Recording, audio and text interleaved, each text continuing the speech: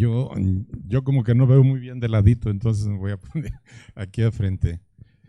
Primeramente, muchas gracias por la invitación a la Sociedad de Genética, a la Sociedad Mexicana de Genética, por haberme brindado esta oportunidad. Yo soy ya una persona jubilada, ya colgué los guantes, pero bueno, esto me da mucho gusto, me da placer que aún sigan considerándome para estar pues dentro de las exposiciones en los congresos. Realmente mi mayor experiencia está dentro de lo que acaba de decir la doctora en el mejoramiento genético vegetal.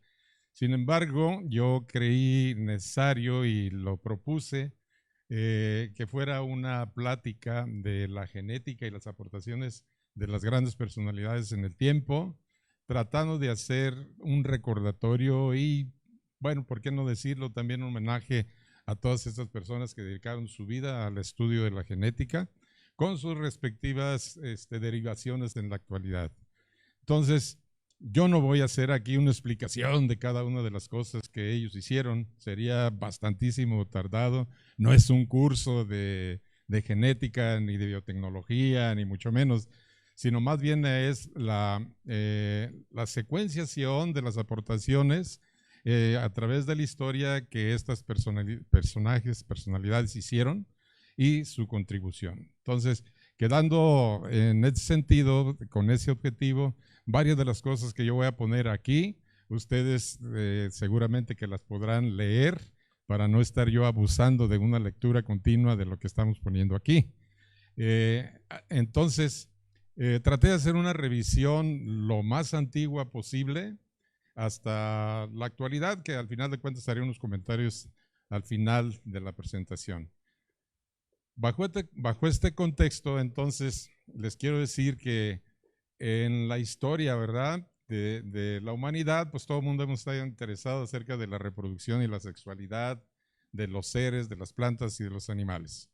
En cuanto a la cuestión genética, la reproducción de la hereditaria, nos tenemos, por ejemplo, que en el 323 ya Aristóteles cuestionaba acerca de lo que es la reproducción y la herencia en los organismos. Yo me imagino en este tiempo, sin conocer que, por ejemplo, las plantas se reproducían en base o tenían una base sexual para su reproducción, ¿qué pensarían estas personas? O sea, yo no me puedo imaginar en ese tiempo, sin conocer todas esas cosas, cómo es que les llegaba a la mente, oye, ¿qué está pasando? ¿Por qué el hijo de esta persona se parece a este otro? ¿Y por qué este otro? Pues, ¿quién sabe, verdad? No, no podríamos darnos cuenta y luego no había las pruebas de parentalidad y bueno, ahí habría muchas objeciones que hacer, ¿sí? Pero bueno, en este tiempo ya Aristóteles, estoy hablando del 323 antes de Cristo, ya se cuestionaba precisamente sobre lo que es la naturaleza de la reproducción y la herencia. Posteriormente pasan pues bastantes años y encontramos en 1667 a Anton van Leeuwenhoek, que observa por primera vez el esperma en animales. Esto pues ya se había hecho patente la presentación de los microscopios, el descubrimiento de los microscopios, y él hace esta primera observación a través del mismo. Posteriormente, y esto ya comienza a ponerse un poco más interesante, en el caso de Camerarios, de Rodolfo Camerarios, 1694, él escribe o publica lo que se conoce como la epístola sobre el sexo de las plantas. Este hombre fue el que descubre que las plantas tienen una reproducción en base al sexo. Esto fue una gran contribución porque a partir de ahí comienza el pensamiento a generar ideas y a buscar cómo es que las plantas, ya imagínense ustedes en ese tiempo descubrir, si acaso pues estaban muy conscientes de que en ese tiempo la humanidad se trataba de reproducirse a base sexual, pero las plantas y descubrir los órganos de ellas que intervienen en una reproducción sexual sería magnífico, ¿sí? Y estamos hablando de una contribución muy fuerte porque posteriormente son bases muy considerables, no solo para la botánica ni la biología, sino por la relación que existe entre todo ello, ¿no? Entonces, Camerarios hace esta escribe esta epístola. Posteriormente, Robert Hooke, 1665, descubre que los cuerpos vivos, que los seres vivos están formados por estructuras microscópicas. Todavía un poco más brillante el darse cuenta que dentro de uno existen formaciones elementales que dan vida y que él denomina células, ¿sí? Asimismo, también años después, el mismo autor que vimos con anterioridad, en 1675, descubrió también que la sangre estaba formada por células y descubre también la existencia de microorganismos, ¿sí? Que él los denominó animáculos, ¿sí? Y que están formados por una sola célula. Hoy, esos animáculos los conocemos como bacterias y protozoos.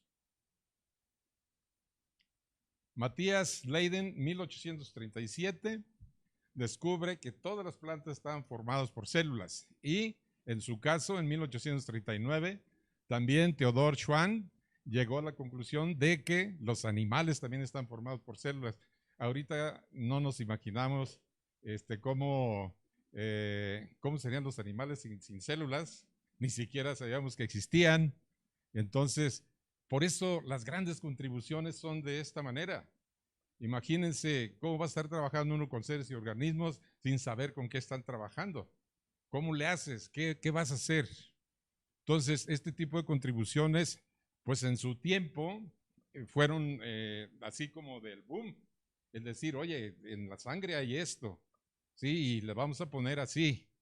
Y entonces ahí se generan o empiezan a generarse dudas, trabajos, etcétera, para hacer investigaciones de todo tipo sobre la cuestión genética o celular. Luego, esto ya no se diga, ¿no? Todos conocemos la teoría de Darwin. Darwin hace su publicación de su teoría en noviembre de 1859 sobre la evolución de las especies.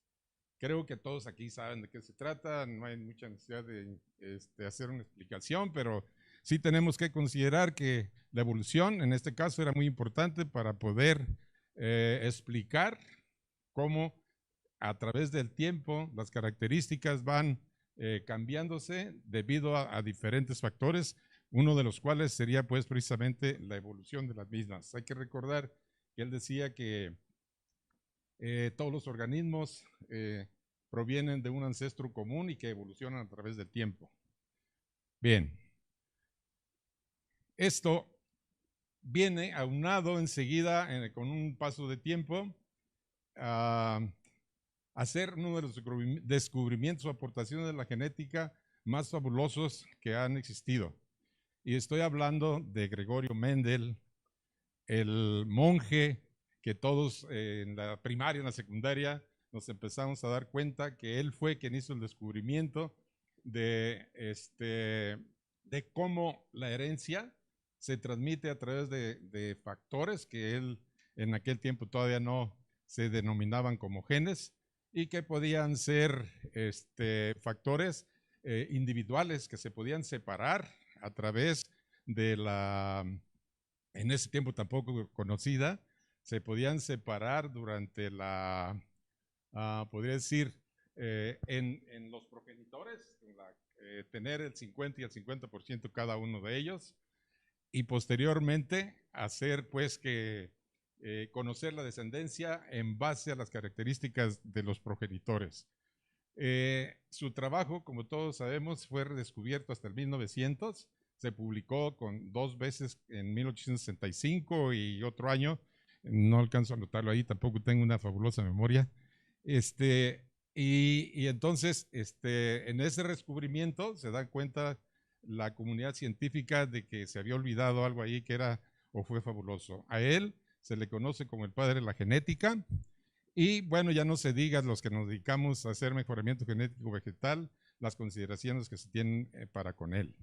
Así es de que la profesión que ustedes tengan o la formación no es tan importante como para generar conocimientos que puedan tener una influencia durante toda la vida. Yo no sé si aquí hay sacerdotes o monjes o lo que sea, pero pueden hacer esto también, ¿sí?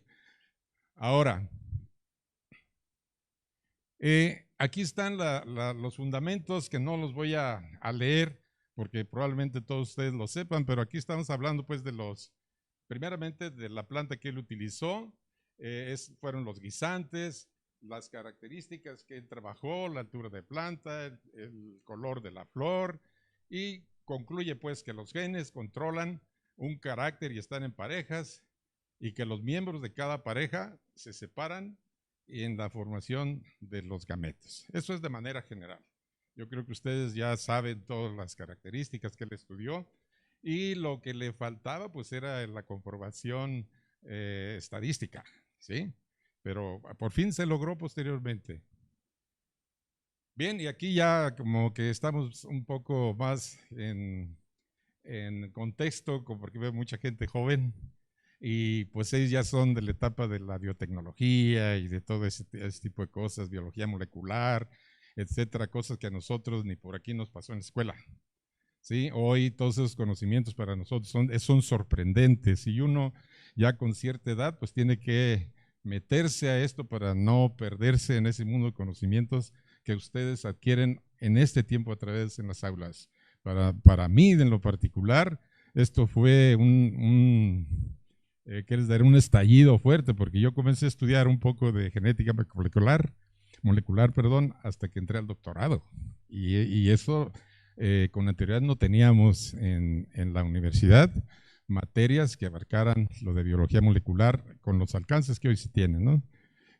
Ya para que ustedes tengan una idea de esto, yo ya tengo 70 años, entonces, y tengo 5 de que me jubilé, entonces ya hace un tiempo, casi contemporáneo de Mendel, y ya éramos cuates.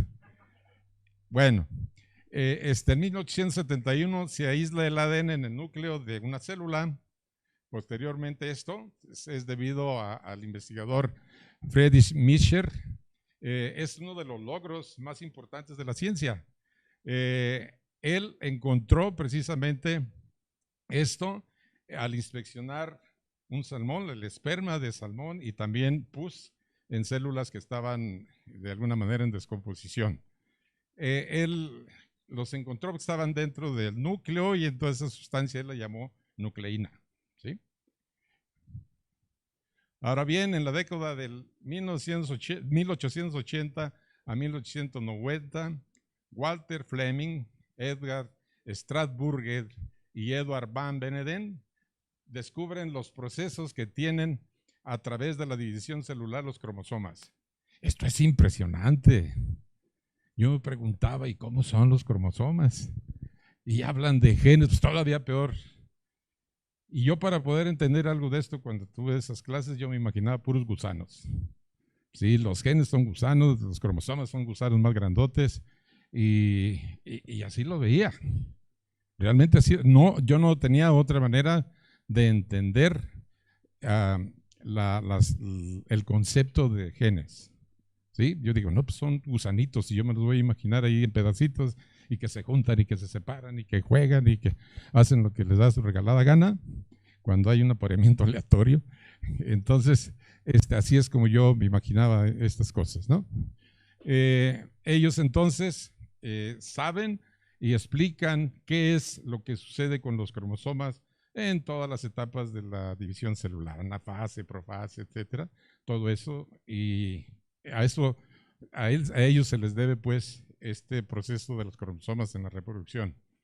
Luego, en 1883, Francis Galton acuña la palabra eugenesia en la genética, que es la aplicación de las leyes biológicas de la herencia al perfeccionamiento de la especie humana. Fíjense qué año es, 1883. Y ya existía en la mente de algunas personas cómo hacer perfeccionamiento de la especie humana. ¿Ustedes nacieron mal? Porque señores tienen la mente perfeccionar. Yo me siento bien, ¿y usted? Yo también, ¿verdad? Pero bueno, son inquietudes y son valores científicos que hay que reconocerles a estas personas. ¿Va? Ok. En 1885, Cossel determina la estructura de los ácidos. Otra vez más peor. ya no estamos contentos con descubrir que hay cromosomas y que hay genes. Ahora es cómo están compuestos los genes y qué hay dentro de los cromosomas, y nos vamos hasta el nivel molecular, ¿no? Que en la actualidad es lo que todo mundo está ansioso de saber y de poder manejar. Esto, yo me acuerdo que hay un libro que se llama Genes, que es recomendable para medio mundo. Está, y lo editan muy seguido, lo publican porque lo modifican cada rato con cada descubrimiento que hay. Entonces, ahí yo me quebré la cabeza como 30,000 veces para poder entender todo esto, ¿va? Y es maravilloso cómo a través de los experimentos, del estar arduamente en laboratorio, probando esto, probando aquello, y llegar a este tipo de conocimientos. Señores, fíjense bien lo que les voy a decir. Cuando menos esta es mi manera de pensar después de años de estar en este asunto de la investigación. Hay quienes se dicen científicos y hay quienes se dicen investigadores o científicos investigadores. Y yo hice una reflexión muy fuerte conmigo para poder situarme en qué soy. Porque lo dicen, no, yo soy científico. Sí, no, es que yo soy investigador, titular, quién sabe qué, y soy nivel X. No estoy echando malo a quienes sean. Única y simple y sencillamente estoy tratando de exponer para que haya una claridad, eso es desde mi punto de vista, en lo que es ser científico o investigador. Una reflexión me lleva a mí a pensar que científico es el que genera ciencia y que si hay un top de conocimiento aquí, científico es el que va a pasar ese top y va a generar algo nuevo de aquí para arriba. No hacer uso de lo que ya está hecho, porque entonces hago investigación con lo que ya está hecho y publico y sí, a lo mejor genero algo nuevo, pero nuevo de veras, con un uso de un nuevo método, de un protocolo que nadie conoce, conocimiento que nadie lo tenía. Ese es un científico.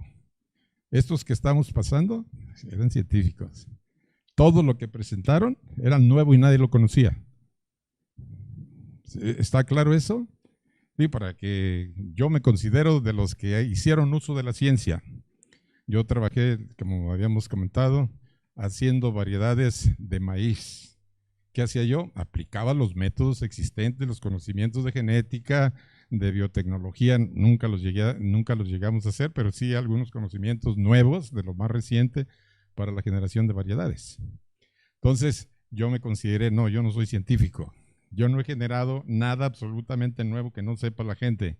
Solamente estoy haciendo uso de los conocimientos actuales de la ciencia. ¿Ok? Bien, entonces, pues este hombre es el que determina la estructura de los ácidos y habla también ahí de esta parte de aquí. También él descubre que estaba también presente un azúcar, pero pues no supo decir cuál era. ¿Sí? Ok.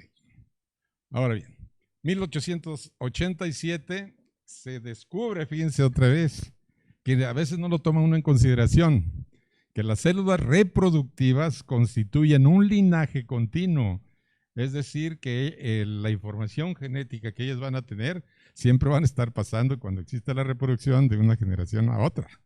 ¿Verdad? Ok.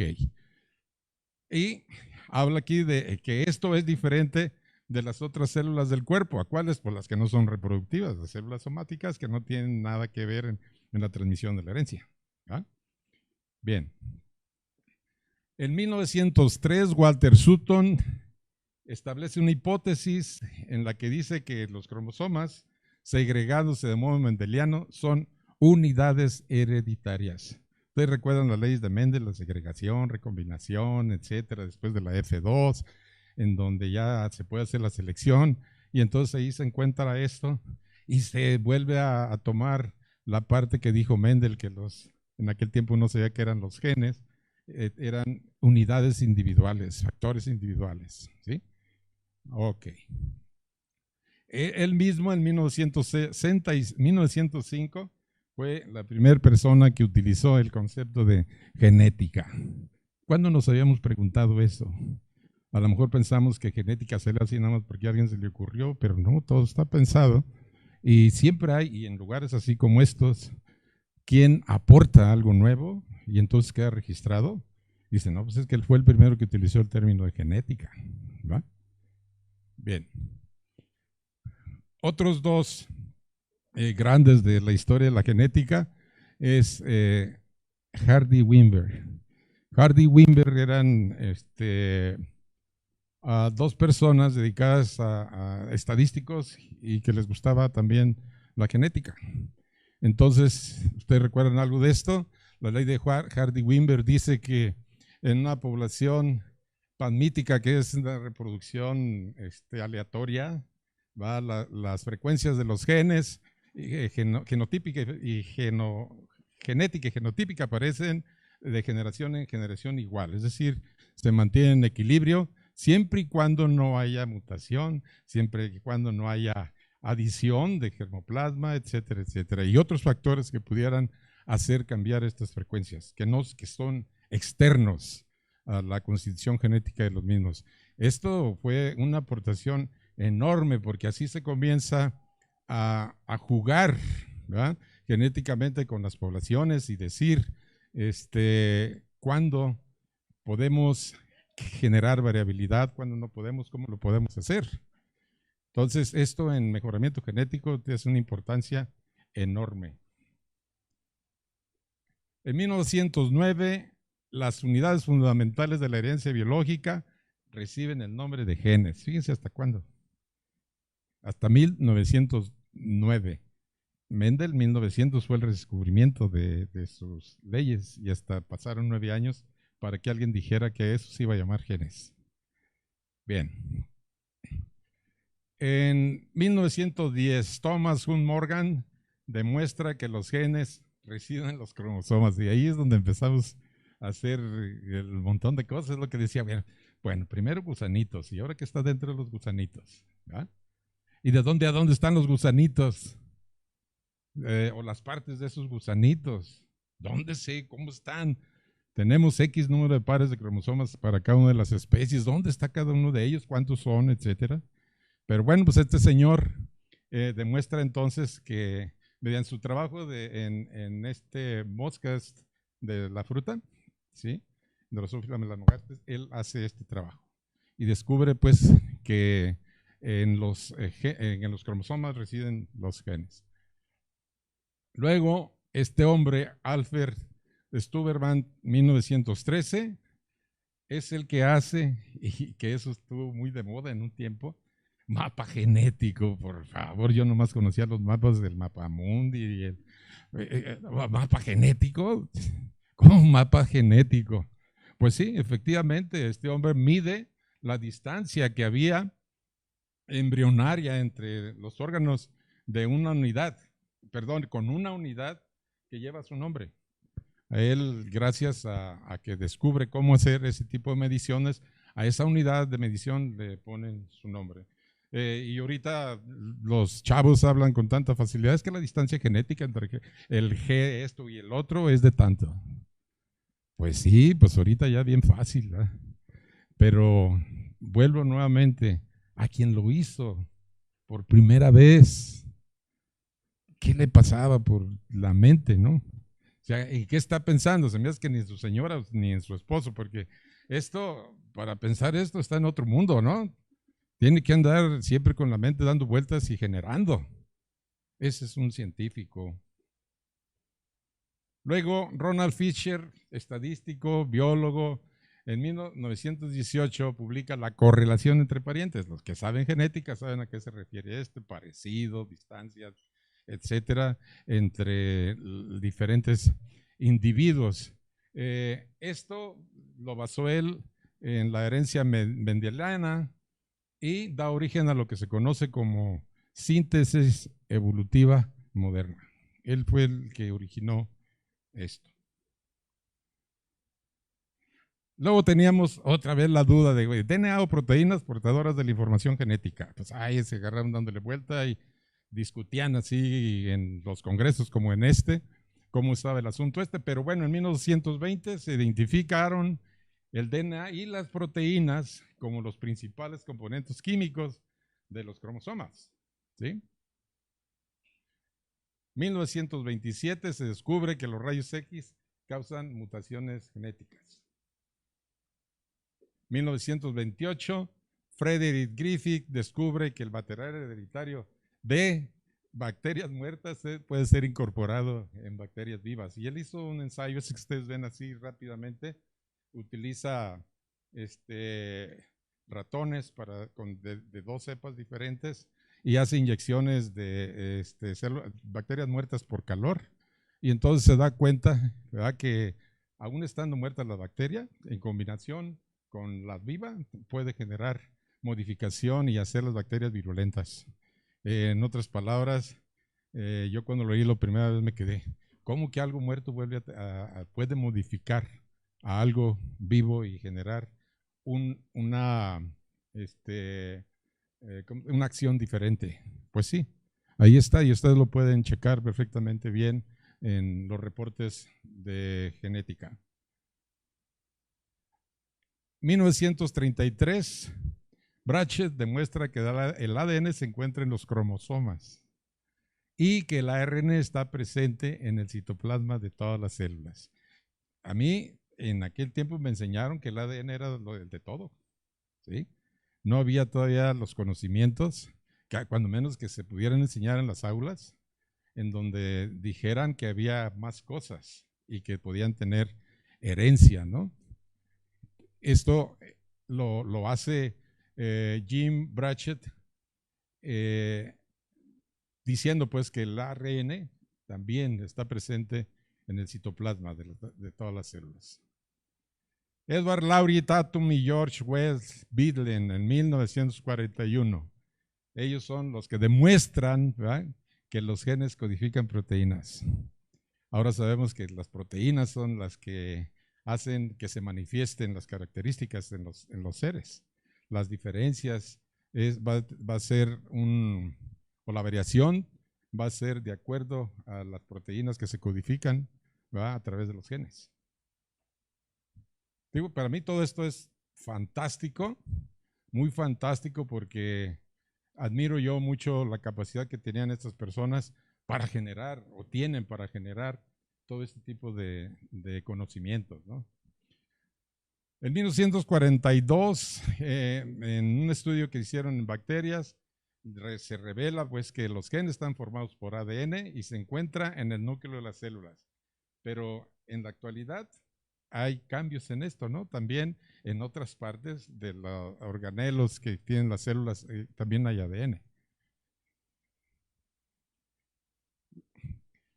En 1944, un grupo de investigadores aportan pruebas de que el DNA es el portador de la información genética en las bacterias. Ojo, porque luego aquí se puede uno confundir. A veces dice uno de organismos, a veces dice uno de bacterias, a veces dice uno de alguna otra cosa, pero la información que está aquí es específica, ¿sí? Aquí está hablando de bacterias. Aíslan el ADN como material genético, en el que observan el comportamiento del gen que transforma, ¿sí? Y bueno, ahí están de alguna manera los esquemas, ¿no?, que les decía al principio que no voy a ponerme a explicar, porque si no, nunca voy a acabar. Hershey y Case en 1952 prueban que la información genética de los fagos y de todos los organismos es ADN. Los fagos, recuerdan que son organismos que atacan a las bacterias, ¿va? Ok, entonces esta pareja es la que hace esta aportación en 1952. Ya casi llegan al año que yo nací. Ese año fue en el que nací yo. 1953, James Watson y Francis Crick descubren que la molécula de ADN tiene doble hélice. Fíjense hasta cuándo empezó a ver de qué manera. Pues cuando no existe también las herramientas necesarias para hacer las cosas, pues es imposible descubrir, ¿verdad? Avanza el tiempo, hay microscopios, hay reactivos en laboratorio, etcétera, etcétera, y llega el momento en que se les prende el coco a las gentes que se dedican a esto, y entonces viene la aportación. Muy importante, por cierto, porque ¿verdad?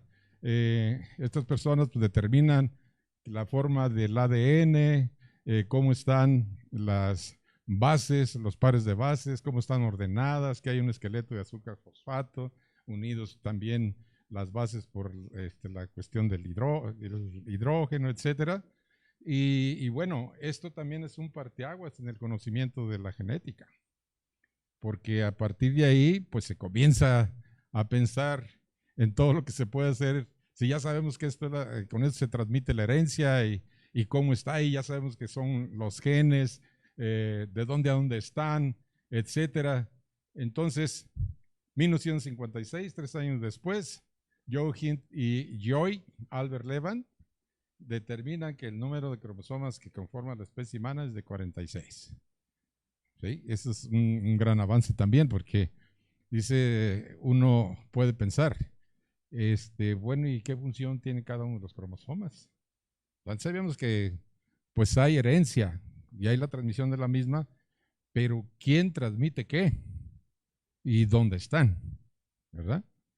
Ok, bueno, a ellos se les debe esta aportación. En 1958, el experimento que realizó Mendelssohn y Stahl,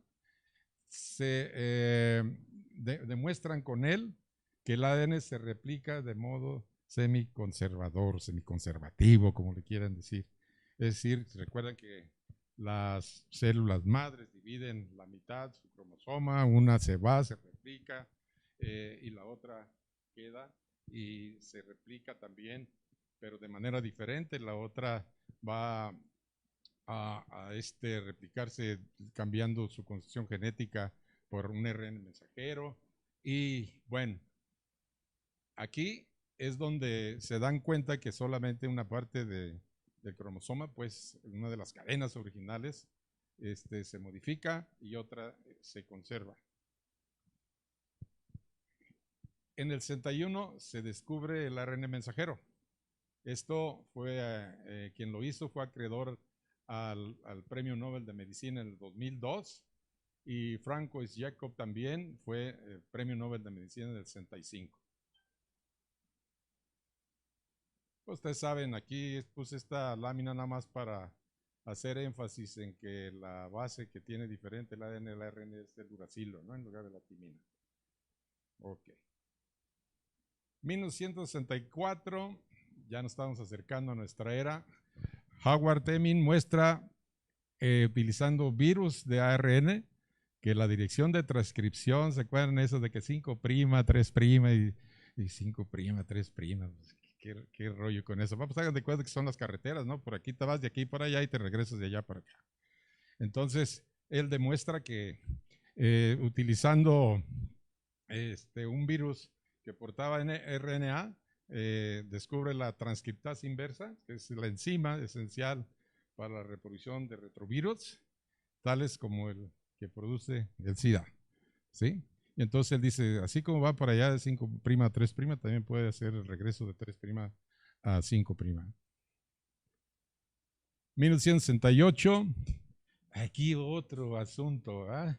Y que es importantísimo y es otro parteaguas, que van a cortar el ADN. ¿Y cómo lo van a cortar? ¿Va? Pues estas personas tuvieron un papel muy importante, son dos investigadores españoles, descubren cómo cortar y pegar fragmentos de ADN. Esto es lo que abre a la ciencia sobre la ingeniería genética, cortar y pegar ADN. Y no, pues no falta quien se le ocurre, oye, si este hombre que está aquí ahorita hablando se me hace que tiene mal el tornillo, ¿por qué no le quitamos un pedacito y le ponemos este otro, ¿verdad? Cosas así se pueden hacer, como lo van a ver más adelante. Y bueno, se define así una definición muy corta de lo que es la ingeniería genética: tecnología de control y transferencia de ADN de un organismo a otro. En 1972 se crea el primer ADN recombinante y se generan la producción de insulina y la producción de la hormona del crecimiento. 1976, Walter Fierce determina la secuencia completa de ARN del bacteriófago MS27. Desde que se identificaron todas esas primeras moléculas de ARN, tuvo una gran, ¿cómo se dice? Se hace en todo el mundo una gran serie de experimentos que generan datos y entonces empiezan también las bibliotecas de ADN y todo eso hace que haya un boom, ¿sí? En grupos de trabajo en el mundo y todo eso hizo entender muchas de las funciones que tienen los virus y se puede entender cómo estos funcionan y lo que causan, como es el caso de COVID-19, que aquí pudiéramos platicar a lo mejor 4 horas y no llegamos quizás a alguna conclusión, pero esta es una de las aportaciones que hacen para entender todo esto. Hamilton Envis y Daniel Nathans son quienes lograron el aislamiento de la primera restrictasa. ¿Sí? ¿Qué es la restrictasa? Pues es una enzima que reconoce y corta el ADN en una determinada secuencia. Pues la invención de esta tecnología es el resultado de esta serie de descubrimientos que les comentaba yo con anterioridad, y estos fueron realizados en la década de los 70s y los 80s. En 1980, los científicos empiezan a identificar genes que causan enfermedades bien definidas. El cáncer es una de las primeras que se investigan. 2 científicos españoles, Mariano Barbacid y Manuel Perucho, tienen un reconocimiento grande con sus aportaciones en ese sentido. Ellos trabajando, creo que alguno de ellos trabajaba en Estados Unidos y el otro en España. Pero vean aquí ya la genética, ¿dónde va? Ya va metiéndose a la medicina humana. ¿Sí? Ok. 1980, y luego vamos con lo legal, el Tribunal Supremo de los Estados Unidos dictamina que se pueden patentar, ¿verdad?, los microbios obtenidos mediante ingeniería genética. ¿Qué quiere decir esto? Que ya los científicos pueden generar organismos nuevos.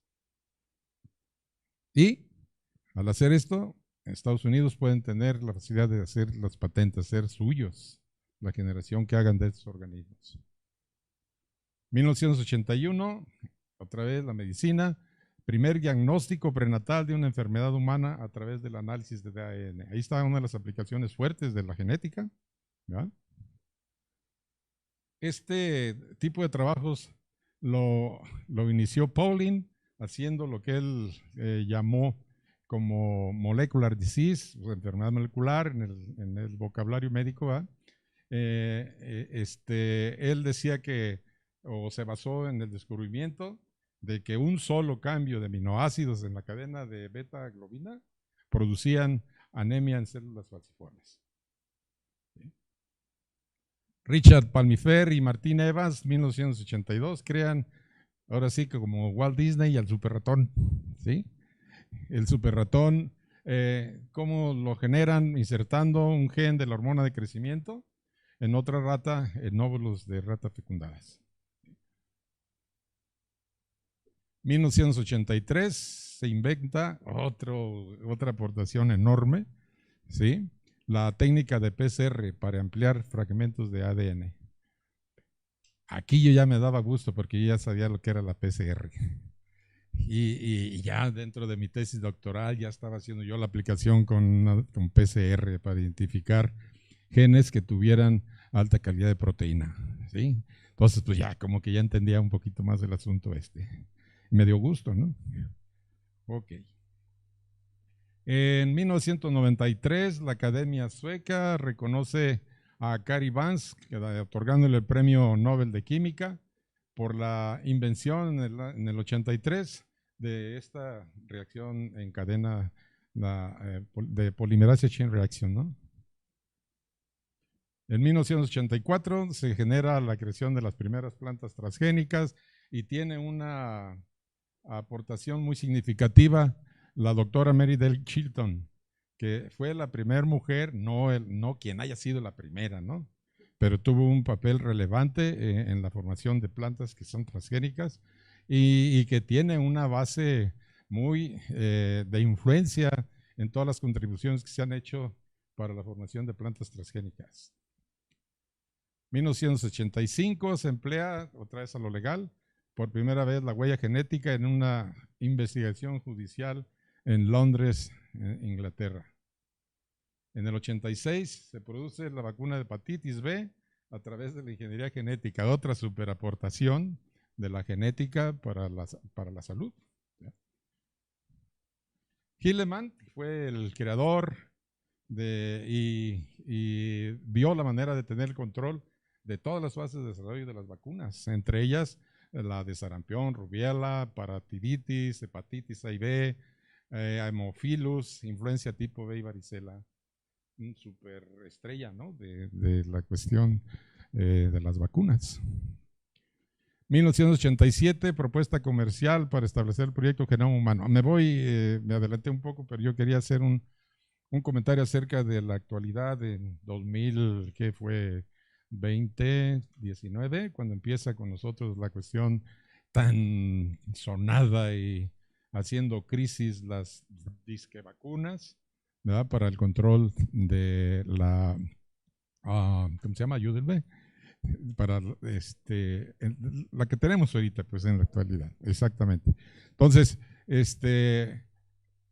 hay pues un bombardeo que todos estuvimos expuestos a ellos en todos los medios, tanto científicos como comerciales, de laboratorios, etcétera, etcétera, ¿no?